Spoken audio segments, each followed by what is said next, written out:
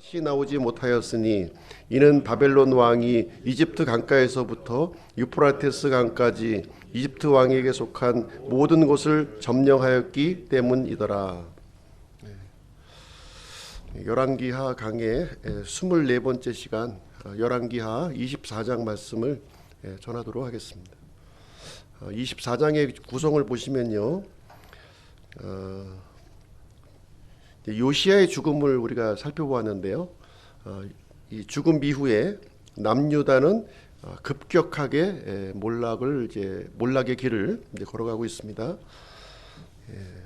바벨론 느부갓네살의 공격으로 1차 포로로 잡혀가게 되고요.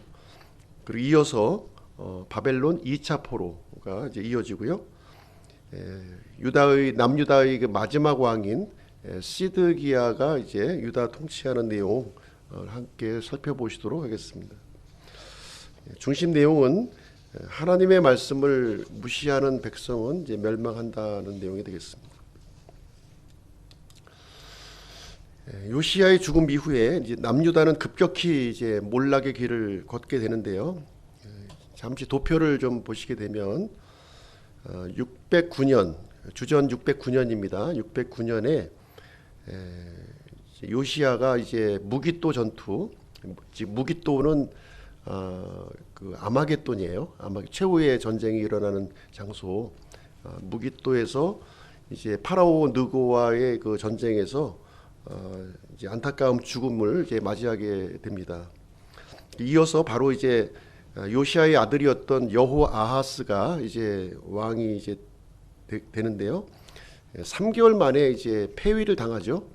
파라오 느고에 의해서 3개월 만에 폐위를 당합니다.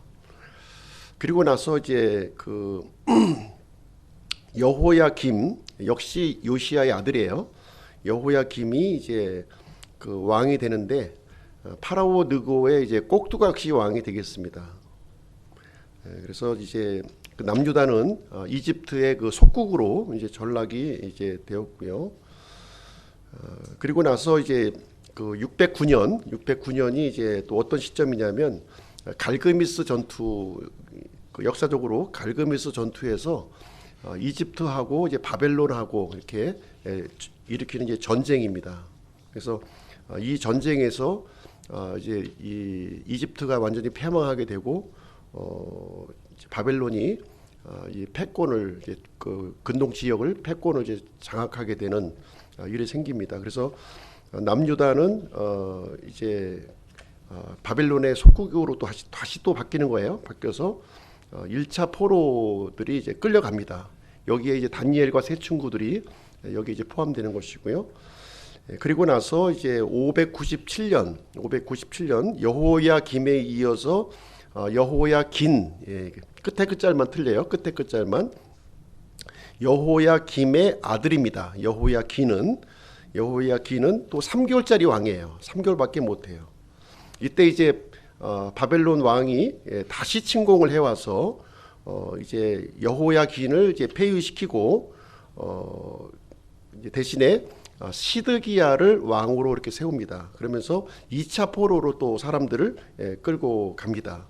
이때 포함되는 인물이 에스겔이 되겠고요. 그리고 나서 586년에 시드기야 통치 제11년에 남유다가 그 역사의 현장에서 사라지게 되는 것으로 열왕기가 맞춰지고 있습니다. 요시야의 아들들을 한번 보시게 되면요, 요시야의 경우에 2명의 부인이 있었는데요. 2명의 부인, 첫째 부인 스부다를 통해서 요하난과 여호야김을 낳습니다. 그리고 하무달이라고 하는 둘째 부인을 통해서 여호아하스, 그리고 시드기야가 거기서 나오고요. 그래서 요시야의 아들이 첫째 아들 요하난만 빼고 다 왕이 돼요. 다 왕이 됩니다. 제일 처음에 왕이 되는 인물이 셋째 아들이죠. 여호아하스예요. 아마 좀 셋째 아들이 제일 똑똑했던 것 같아요. 근데 이제 3개월밖에 이제 왕을 못하죠. 파라오에 의해서 이제 폐위를 당하고 꼭두각시 왕인 여호야김이 이제 왕위로 이렇게 세워지게 됩니다. 그리고서 한 11년간 통치를 하다가 그 아들 여호야긴이 이제 왕위를 이어받게 되는데 또 3개월짜리밖에 못 됩니다. 왜냐하면 바벨론이 또 침공해 와서 여호야긴을 폐위시키고 꼭두각시 왕인 또 시드기야를 또 왕위로 세우는 일이 발생하는 거죠. 그래서 시드기야가 한 11년간 통치하다가 최종적으로 멸망하는 내용이 열왕기하 24장, 25장 이 내용의 요약이 되겠습니다. 이런 배경을 이해하시고요. 지금 오늘 24장 내용은 이제 바벨론의 1차 포로, 2차 포로 여기에 관련된 내용이 오늘 이제 진행되는 상황이 되겠습니다. 바벨론 1차 포로로 이제 그 남유다 백성들이 이렇게 잡혀갈 때 그때 그 남유다를 통치했던 왕이 여호야김입니다. 여호야김. 굉장히 유명한 왕이죠. 1절 말씀 보겠습니다. 여호야김 시대에 바벨론 왕 느부갓네살이 올라오매 여호야김이 3년 동안 그의 종이 되었다가 그 뒤에 마음을 돌려 그를 배반하였더니 이 여호야김은 파라오 느고가 꼭두각시로 세운 왕이에요. 그래서 11년간 이제 통치를 하게 되는데 그 중간에 이제 그 어떤 일이 이제 생기냐면 이제 갈그미스 전쟁이 일어나는 거예요. 갈그미스 전쟁. 갈그미스 전쟁이 이제 1차, 2차 이렇게 이제 진행이 되는데 1차 전쟁에서는 이제 거의 지금 이집트와 바벨론이 충돌을 해서 좀 비등비등하게 끝납니다. 비등비등. 어떻게 보면 좀 이집트가 좀 약간 우세한 쪽으로 이렇게 이제 끝나게 돼요. 그러다 보니까 남유다의 왕이었던 이 여호야김이 이제 좀 그 계산을 안 할 수가 없는 거죠. 이집트와 바벨론 사이에 끼어 있다 보니까 어느 쪽에 줄을 서느냐 하는 것은 국가의 운명과 지금 연관되어 있는 거예요. 그래서 처음에는 지금 이제 비록 이집트에 의해서 세워진 왕이었지만 바벨론에게 이렇게 좀 이렇게 좀 엎드리는 자세를 이렇게 취했던 거예요. 이제 그 파라오 쪽에는 좀 어느 정도 거리를 두고 바벨론 쪽으로 좀 이렇게 기울어지는 그런 정책을 이렇게 세웠던 겁니다. 근데 가만히 지금 이제 전쟁의 상황을 보니까 이집트가 조금 좀 우세하는 느낌이 지금 드는 거예요. 그래서 3년이 지난 시점에 이게 도저히 좀 안 되겠다. 잘못하다가는 지금 줄을 잘못 쓰다가는 이집트에 의해서 완전히 좀 우리가 좀 힘들어지겠다 해서 바벨론하고 이렇게 그 선을 긋고요. 이집트 쪽으로 지금 이제 전략을 세우는 거예요. 지금 그 내용이 바로 이제 1절 말씀이 되겠습니다. 3년간은 이제 바벨론에 이렇게 좀 어떤 그 엎드리는 자세를 이제 취했다가 다시 이제 친 이집트 쪽으로 전환되는 그런 바벨론을 배반하는 그런 마음을 이제 갖게 되었습니다. 그러다 보니까 이제 바벨론이 이제 가만히 있을 수가 없는 거죠. 예. 그래서 군사를 일으켜서 지금 쳐들어오는 내용이 이제 되겠습니다. 이때가 이제 언제냐면 주전 605년이에요. 605년의 그 상황이 되겠습니다. 이 바벨론의 그 갈대아 군대가 단독으로 쳐들어오는 것이 아니라 주변의 민족들을 다 이렇게 좀 연합을 해서 연합군으로 지금 남유다를 한번 그 본때를 좀 보여주겠다. 이 국가 간의 그 이 조약을 어긴다고 하는 것은 심각한 이제 그 결례가 되는 것이고 이제 위반 사항이죠. 그러다 보니까 군사적으로 이제 침공을 이제 해 오게 됩니다. 그래서 여기에 이제 갈대아 사람들 이제 바벨론 그 이제 군사들이죠. 함께 여기 이제 시리아, 모압 족속, 암몬 자손들 이렇게 함께 연합군으로 이제 남유다를 이제 치러 내려오게 됩니다. 이 바벨론 침공은 이제 예견된 일이었죠. 하나님께서 이미 대언자들 여러 대언자들을 통해서 예견된 그런 일이었습니다. 그래서 지금 현재 하나님께서는 어떻게 결정을 하셨냐면 바벨론을 사용하셔서 심판의 채찍으로 지금 남유다를 지금 심판하시겠다 하는 것이 일관된 대언자들의 이 선포하는 그런 내용이었습니다. 그래서 여기 이제 말씀을 보시게 되면 주의 말씀에 따라 주의 명령에 따라 하는 내용들이 반복적으로 등장해요. 지금 바벨론이 어떤 이 야욕을 가지고 한 국가를 이제 침략하는 건데요. 이 일이 일어나는 것이 바벨론 단독으로 이루어지는 것이 아니라 하나님의 명령에 의해서 하나님의 뜻에 의해서 지금 진행되는 것임을 이제 성경은 우리에게 이제 알려주고 있는 것입니다. 주의 명령에 따라 확실히 이 일이 유다에 일어났으니 이것은 므낫세의 죄들로 인해 그가 행한 모든 것에 따라 그분께서 그들을 자신의 눈앞에서 옮기려 하심이었더라, 이렇게 얘기를 하고 있는 거예요. 지금 남유다의 그 멸망은요, 처음에 이 원인 제공은 히스기야가 한 겁니다. 히스기야가 이제 생명 연장을 하나님 앞에 구했을 때 이제 15년의 연장을 받지 않습니까? 그때 이제 병에서 낫고 난 다음에 어떤 일이 이제 일어났냐면 바벨론의 그 사신들이 병문안을 옵니다. 병문안. 그랬을 때 히스기야는 이 예루살렘을 자랑한 거예요. 성전도 보여주고 또 궁궐도 보여주고 예루살렘 전체의 그 모습을 낱낱이 다 이렇게 알려준 거예요. 그래서 이 바벨론이 나중에 이제 침공해 왔을 때 이렇게 쉽게 예루살렘을 정복할 수 있었던 이유가 여기에 이제 있었던 것입니다. 멸망의 원인은 분명히 이제 므낫세의 죄들로 이렇게 성경은 기록하고 있고요. 므낫세가 이 쌓아올린 이 죄 때문에 하나님께서는 심판을 하신다고 하는 것입니다. 그래서 끝까지 돌이키지 않는 유다의 죄로 인해서 하나님께서 심판을 확정하셨다, 이렇게 말씀하고 있는 것이죠. 그래서 요시야가 많은 종교 개혁을 이제 일으켰습니다. 그렇지만 실질적으로 이제 유다 백성들은 므낫세의 죄에 물들어 있는 그런 상태에 이제 놓여져 있었습니다. 특별히 이제 므낫세의 죄를 하나 더 언급하고 있는데요. 그것은 무엇이냐면 므낫세가 무지한 피를 흘렸다는 거예요. 무지한 피. 4절 말씀에 보시게 되면 므낫세가 흘린 무지한 피 때문에 하나님께서 심판을 작정하셨다는 겁니다. 수많은 대언자들을요, 므낫세가 죽인 거예요. 그렇죠? 그래서 의로운 피가 하나님 앞에 호소를 했고요. 원수를 갚아주소서 이렇게 했을 때 하나님께서 이 의인의 간구를 외면치 아니하시고 남유다 심판을 작정하신 것입니다. 사실 우리가 이제 사람이다 보니까 좀 죄를 범할 수 있는 거죠. 잘못을 범할 수 있는 거예요.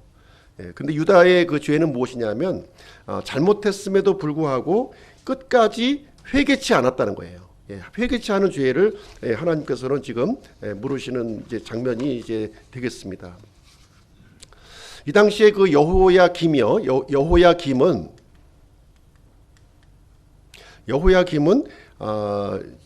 하나님을 두려워하지 않는 사람이었다는 거예요. 하나님을. 지금 이제 예레미야 서에 보게 되면 여호야김의 그 악행에 대해서 이제 소개를 하고 있죠.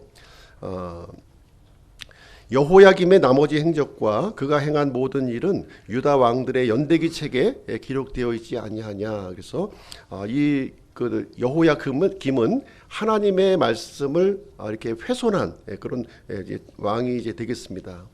그래서 예레미야가 이제 통해서 다시 한번 기회를 주시는데요. 하나님께서 회개의 기회를 주시는 거죠.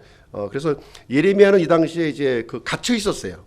감옥에 갇혀 있었기 때문에 직접 이 하나님의 말씀을 이제 전하지 못했고요. 대신에 바룩이라는 사람을 통해서 잉크로 기록을 해서 이제 여호야김에게 하나님의 말씀을 이게 전달을 했습니다. 그 말씀을 들은 여호야김은 어떻게 했을까요? 그 말씀을 들은 여호야김은 이 칼로 이제 예레미야 글을 이게 찢어서 화롯불에 지금 이제 집어 던졌다고 합니다.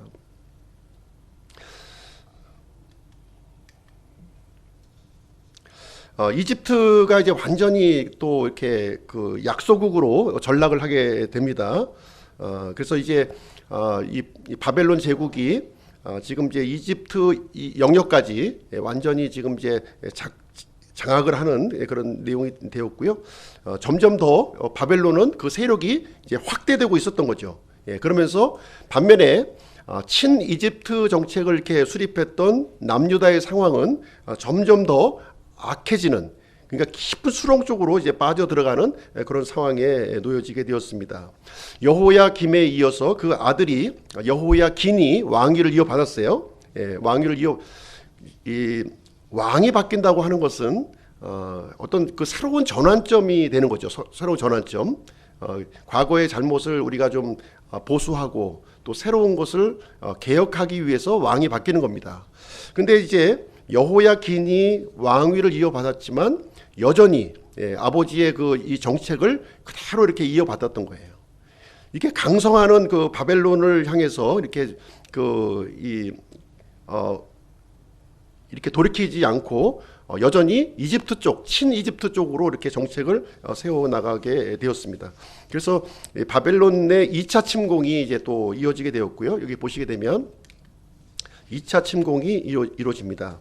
그래서 여호야긴은 통치하기 시작할 때 18세였으며 그는 예루살렘에서 석 달 동안 통치하였더라, 이렇게 하고 있습니다. 그래서 이 여호야긴은 요시야의 손자고요. 여호야김의 아들이 되겠습니다. 그러나 3달밖에 통치 못한 거예요. 그래서 바벨론 왕의 침공으로 이렇게 그 포로로 끌려가게 되었고요. 이제 바벨론의 그 어떤 그 우호적인 왕 시드기야가 이제 왕위를 이제 이어받게 됩니다. 여호야긴의 그 악행도 지금 이제 성경에 또 묘사가 되고 있는데요. 주께서 보시기에 악한 것을 행하였더라. 그래서 아버지의 길을 그대로 답습하고 있었고요. 당시 대원자들의 이 그 말씀을 이제 경청하지 아니했습니다. 그래서 2차 침공으로 말미암아 3개월 만에 그 이제 왕권이 이제 끝나게 되었습니다.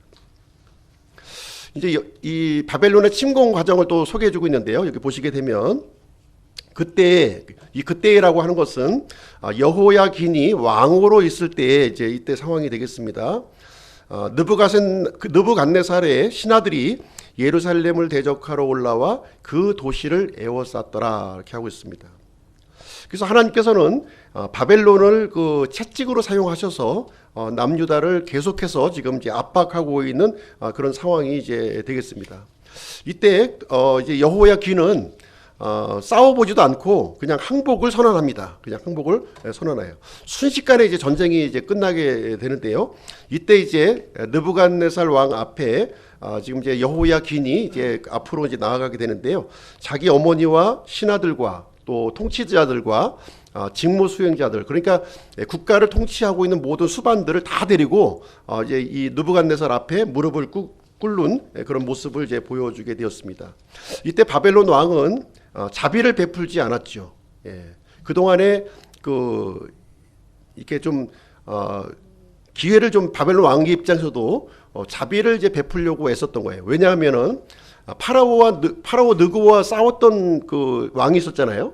요시야 때문에 그 동안에 어떻게 보면 좀 이렇게 좀 우호적인 마음을 이제 가지고 있었는데 여호야김과 그 아들 여호야긴이 계속해서 반 바벨론 정책을 이렇게 펴나가다 보니까 이번에는 이제 완전히 이제 좀 그 손을 봐야 되겠다 하는 그런 상황에 놓여지게 된 겁니다. 그래서 이때 이제 많은 사람들이 포로로 이제 2차 포로로 잡혀가는 내용이 되겠습니다. 이때가 이제 그 주전 597년이에요. 597년 이 시점에서 이루어진 상황이 되겠습니다. 이때 끌려간 사람들이 이제 어떤 사람들이 끌려갔느냐? 쓰임새가 있을 만한 사람들은 다 끌려간 거예요. 남유다 전역에 이렇게 좀 뭐 용맹한 군사들이라든가 아니면 기술자라든가 어떤 대장장이라든가 이렇게 좀 어떤 재능 있는 사람들, 또 학식이 있는 사람들은 모조리, 지금 남아있는 사람들은 어떤 사람이 남았냐면 가장 가난한 부류, 쓸모없는 사람들은 유대 땅에 그대로 남겼고요. 쓸모 있는 사람들은 다 포로로 끌고 가는 그런 일을 진행하게 되었습니다.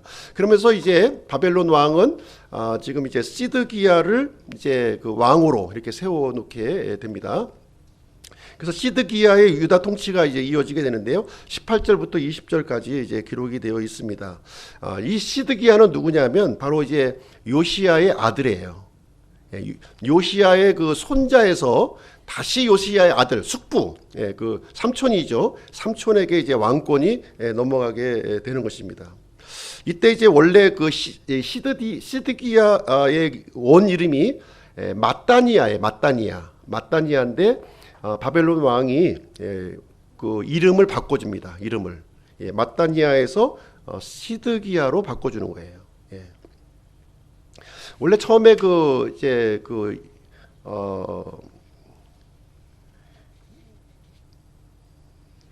남유다의 이제 마지막 왕이 되는 것이고요. 이렇게 해서 이름을 바꿔준다고 하는 것은 이 남유다에 대한 이 왕권, 권위를 바벨론이 갖고 있다 하는 것을 여기서 의미해주고 있습니다. 그래서 우리가 하나님의 종이 되기를 거부한다면요, 결국은 죄의 종이 될 수밖에 없음을 여기서 가르쳐주고 있습니다. 이렇게 해서 시드기야가 이제 즉위를 하게 되고요. 21세의 나이에 지금 이제 남유다의 통치자가 됩니다. 그래서 한 11년간 통치를 하게 되는데요. 결국 이제 마지막 왕, 남유다의 마지막 왕이 이제 되겠습니다. 이때 이제 활동했던 대언자가 이제 예레미야예요. 예레미야인데 예레미야는 어떤 말씀을 이제 대언했냐면 항복하고 바벨론 왕을 섬기라 하는 것이 이제 예레미야의 대언이었습니다. 근데 하나냐라고 하는 이제 거짓 대언자가 있었는데요. 이 사람은 이제 어떻게 이제 대언을 했냐면 내가 바벨론 왕의 멍에를 꺾었느니라. 그러니까 바벨론과 맞서 싸우라는 거죠. 하나냐는 바벨론과 맞서 싸울 것을 이제 대언했고요. 반면에 예레미야는 맞서 싸우지 마라. 항복하고 바벨론 왕을 섬기라 이렇게 대언을 했습니다. 이렇게 마지막 때에 우리가 이르러서는 많은 이 하나님의 말씀이라는 명목으로 말씀이 이제 선포가 됩니다. 그랬을 때 잘 분별할 수가 있어야 돼요. 이게 하나님의 말씀인지 거짓된 하나님의 말씀인지를 우리가 잘 분별할 필요가 있습니다. 그래서 마지막 때에 우리 그리스도인들은 진영 논리로 받아들이면 안 돼요. 하나님의 말씀을 나에게 이익이 되느냐 손해가 되느냐 이 논리로 하나님의 말씀을 읽으시면 안 됩니다. 어느 것이 하나님께서 원하시는 뜻인지 하나님의 그 말씀인지를 분명하게 객관적으로 우리가 받아들일 필요가 있는 것입니다.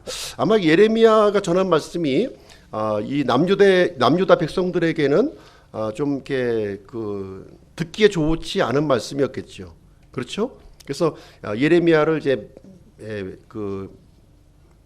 반역자, 그렇죠? 매국노로 그래서 이제 감옥에 가두고 고문하고 그런 일이 있었고요. 반면에 이 거짓 대언자였던 하나냐는 굉장히 우대받는 그런 상황이었고, 시드기야는 이제 예레미야의 말을 경청한 것이 아니라 이 하나냐와 같은 거짓 대언자의 말을 이렇게 청종했고 바벨론과 끝까지 맞서 싸우다가 결국은 남유다의 멸망의 길로 이렇게 들어서게 되었습니다. 시드기야의 그 행적을 또 보시게 되면요, 역시 주께서 보시기에 악한 것을 행하였다 이렇게 얘기하고 있습니다. 참 이렇게 왕이 바뀌는데요, 왕이 계속 바뀌지 않습니까? 왕이 바뀌는데 한결같은 모습은 하나님의 눈앞에서 죄를 짓는다는 거예요. 지금 이제 열왕기를 통해서 우리에게 가르쳐 주는 것은 무엇이냐면 왕이 바뀌는 것이 이제 중요한 것이 아니라는 거죠. 왕이 바뀌는 게 중요한 게 아니에요.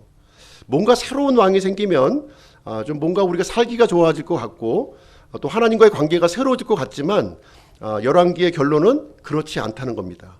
인간 통치자를 통해서는 소망이 없다는 거예요. 소망이 없다는 겁니다. 그것을 열왕기가 통해서 우리에게 알려주고 있는 것입니다. 마지막 왕이었던 시드기야 역시 하나님께 돌이키는 것을 거부했다는 것입니다. 그래서 이제 하나님의 심판이 이제 임박하게 되었고요. 20절은 이렇게 마무리를 하고 있습니다. 주의 분노로 말미암아 마침내 그분께서 그들을 자신의 얼굴 앞에서 쫓아내실 때가 예루살렘과 유다에 닥쳤는데 그때 시드기야가 바벨론 왕을 배반하였더라. 이게 멸망하는 이유를 이렇게 보시면요, 자기 스스로 이렇게 구덩을 파는 거예요. 일반적으로 분명히 살 길이 있는데 그럼에도 불구하고 자기 스스로 구렁 속으로 이렇게 빠져 들어가는 그런 모습을 우리가 이 말씀의 분별력이 없으면요, 어디가 수렁인지, 어디가 이렇게 좀 가야 할 길인지를 우리가 이제 분별하지 못하고 있는 것이죠. 그래서 지금 이제 바벨론에게 대항하고 이렇게 이 배반하는 것은 바로 하나님을 대항하는 거죠. 하나님의 뜻을 대항하고 있는 거예요. 그래서 남유다는 계속해서 이 악으로 향하는 이 걸음을 멈추지 않았고요. 하나님의 진노의 수렁으로 계속해서 빠져 들어갔습니다. 그래서 하나님께서는 더 이상 이스라엘을 보호할 어떤 명분이 이제 없었고요. 하나님의 심판이 이제 임박하게 되었습니다. 이것을 통해서 우리가 배울 수 있는 내용이 무엇일까요? 하나님은 때와 시기를 바꾸시는 하나님이시라는 거예요. 그 주권이 하나님께 계시다는 거죠. 하나님께 사람이 이제 이렇게 어떤 권력과 힘으로 바꿀 수 있는 것처럼 우리가 느껴지지만 실제 이 역사를 바꾸시고 인도하시는 분은 하나님이시라는 것을 여기서 우리에게 알려주고 있습니다. 다니엘서 2장 21절 보시게 되면 그분께서는 때와 시기를 바꾸시나니 그분께서는 왕들을 패하시고 왕들을 세우시며 지혜로운 자들에게 지혜를 주시고 명철을 아는 자들에게 지식을 주시는도다 하고 있습니다. 그래서 이 남유다가 멸망이 하는 그 주체가 바로 하나님이셨다는 거예요. 하나님. 이집트에 이렇게 손잡을 것인가, 바벨론에게 손잡을 것인가, 이 문제가 아니었다는 거예요. 지금 우리도 마찬가지예요. 우리도 어느 편에 이렇게 우리가 손을 잡을 것인가, 이 문제가 아니라는 거예요. 문제는 무엇에 있다? 하나님과의 관계에 있다는 거예요. 하나님과 관계. 하나님과의 관계가 우리가 사는 길이고 결정적인 일이라는 것을 여기서 말해주고 있습니다. 그래서 하나님이 우리에게 복을 주시기도 하고 재앙을 주시는 그런 주체가 되어진다고 하는 것입니다. 그래서 하나님과의 관계가 틀어지면 모든 것이 우리에게 재앙으로 다가오는 거예요. 하나님과의 관계가 올바르면요, 모든 것이 우리에게 복으로 다가오는 거예요. 심지어 악한 것도 복이 되는 거예요. 재앙도 우리에게 복이 되는 거예요. 하나님과의 관계가 올바랐을 때. 근데 하나님과의 관계가 허물어져 있으면 좋은 것도 재앙이 되는 겁니다. 나쁜 것은 더 큰 재앙이 되는 것이고요. 이런 것을 우리에게 알려주고 있습니다. 자, 우리가 이제 삶을 살아갈 때 아무것도 보이지 않을 때가 있어요. 그럴 때 혹시 계시지 않았습니까? 깜깜한 거예요. 너무 깜깜해. 그런 상황에서 우리는 어떻게 해야 될 것인가 하는 거죠. 어떻게 해야 되는가. 지금 마지막 왕들의 모습을 보면 지금과 같이 이렇게 정보가 이렇게 다 이렇게 실시간 이렇게 듣고 있는 시대가 아니다 보니까 바벨론이 이길 것인지 이집트가 이길 것인지 참 분별하기 어려운 거예요. 이렇게 아무것도 보이지 않을 때 우리 어떻게 해야 되는 어떻게 해야 하는가 하는 것이죠. 그래서 시편 119편 105절에 보시면 주의 말씀은 내 발의 등불이요 내 길의 빛이니이다 이렇게 얘기하고 있어요. 아무것도 보이지 않을 때, 무엇도 어느 것도 우리 의지할 수 없는 그런 절망적인 상황에서 우리가 해야 될 일이 뭐냐? 말씀을 붙들라는 거예요. 말씀이 아무것도 아닌 것 같지만 하나님의 말씀을 붙드는 순간 하나님께서 나의 인생에 개입하셔서 내 길을 인도하신다는 겁니다. 말씀이 내 발의 등불이요 내 길에 빛이 되신다는 거예요. 말씀을 통해서 하나님께서 빛을 보여주시고 지혜를 주시고 분별력을 우리에게 주신다는 거예요. 그렇지 않으면 우리는 이런 어둠의 그런 소용돌이에 휘말려 버릴 수밖에 없는 거예요. 세상이 힘들고 어렵고 이렇게 깜깜한 상황에서는 다른 거 할 거 없어요. 하나님 붙드는 거예요. 하나님 붙들고 말씀을 붙드는 거예요. 더 이렇게 강력하게 했을 때 하나님께서 말씀해 주시고요. 그 말씀을 통해서 조명해 주신다고 하는 사실입니다. 그래서 하나님의 이 능력의 손길이 내 힘으로 할 수 없지만 하나님의 능력의 손길이 나의 삶을 개입해 주신다는 거예요. 그래서 남유다의 이 왕들이 이 일을 하지 않고 자기 스스로 뭔가 자구책을 자꾸 만들어낸 거예요. 예. 이것이 살 길인가, 저것이 살 길인가, 이렇게 인간적인 어떤 그 술법으로 이 난국을 타파하려고 애를 썼던 거죠. 가장 중요한 그 이 하나님을 이렇게 붙잡지 않았다고 하는 사실입니다. 그래서 우리가 가장 큰 위기는 무엇이냐면 바로 하나님을 떠나 있는 상태. 이것이 가장 큰 위기인 거예요. 예. 그래서 성도의 안전지대는 바로 하나님의 품 안에 있다는 것을 우리가 기억할 필요가 있겠습니다. 오늘 말씀 이제 결론을 내리도록 할게요. 남유다, 오늘은 이제 남유다 이제 마지막 시기에 4명의 왕에 대해서 이제 살펴보았습니다. 여호아하스 3개월짜리 왕이에요. 여호야김 11년 통치했습니다. 여호야긴 3개월 통치했어요. 시드기야 11년 통치했습니다. 3개월 통치하나 11년 통치하나 거기서 거기에요. 11년 통치했으니까 참 잘 먹고 잘 살았겠네. 이것이 아니라 기간이 문제가 아니라니까요. 기간이 문제가 아니에요. 이분들은 다 하나님을 구하지 않았고요. 한결같이 악한 길을 걸었다는 거예요. 악한 길. 하나님을 선택하지 않는 이 길이 바로 악한 길인 겁니다. 그래서 우리가 선을 쌓아갈 것인가, 내 삶에서 악을 쌓아갈 것인가 하는 것은 우리가 선택하는 겁니다. 하나님을 향해서 내가 어떤 선택을 할 것인가를 우리가 결정할 필요가 있습니다. 그래서 하나님을 구하지 않고 하나님을 선택하지 않았을 때 하나님께서는 우리의 보호막을 거두어 가신다는 거예요. 그 위기의 때에 우리 스스로의 힘으로 벗어날 수가 없게 되는 것입니다. 그래서 인간 왕에게는 소망이 없는 거죠. 더 이상 소망이 없어요. 다음 대통령 나오면 참 우리나라가 잘 될 것 같아. 천만의 말씀이에요. 인간 대통령, 인간 왕을 통해서는 어느 왕이 되든지 소망이 없다는 것이 성경의 그 일관된 가르침입니다. 진정한 왕은 누구십니까? 왕들의 왕이시요 주들의 주이신 예수 그리스도시라는 거예요. 영원히 변치 않는 예수 그리스도를 소망으로 삼아야 된다는 것이 성경의 가르침이 되겠습니다. 그래서 오늘 이 말씀 기억하시고 잠시 기도하는 시간 갖도록 하겠습니다.